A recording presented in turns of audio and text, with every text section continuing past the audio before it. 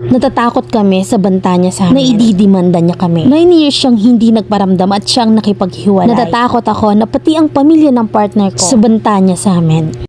32 na ako at may partner ako and he is 35. Meron din kaming isang anak. Ang kaso, kasal siya sa una. Nagpakasal siya dahil nabuntis niya yung babae. At ang gusto ng pamilya ng babae ay ipakasal sila. Hanggang sa nagbanta yung babae na ipapalaglag yung bata pag hindi pinakasalan. 2 years silang nagsama ng partner ko hanggang sa hiniwalayan din siya ng babae. Dahil nga sa hindi siya nagtino. Lahat ng bisyo at barkada ay pinatos niya. Nagsisi yung babae at iniwan siya. 9 years nang walang paramdam yung babae at nagkakilala kami. Inamin niya sa akin ang nakaraan niya at mabait naman ng pamilya niya sa akin. At nagbago na rin siya simula nang nagkakilala kami. Sumusuporta naman siya sa anak niya sa una. Pinapadala lang sa lola ng bata dahil yun ang kumokontak sa kanya. Nung nalaman ng ex-wife na may anak kami at maayos ang pagsasama namin, ay nagparamdam siya sa kadahilan ng gusto niyang dagdagan ng sustento ng anak nila. Dahil kapag hindi daw, ay ididimanda niya kami. Nagulat kaming lahat nung bigla siyang tumawag para manghingi ng pera. Dinagdagan na namin at 6K a month na ang binibigay dahil hindi naman kalakihan ang kita namin sa negosyo. At sapat lang sa pang-araw-araw.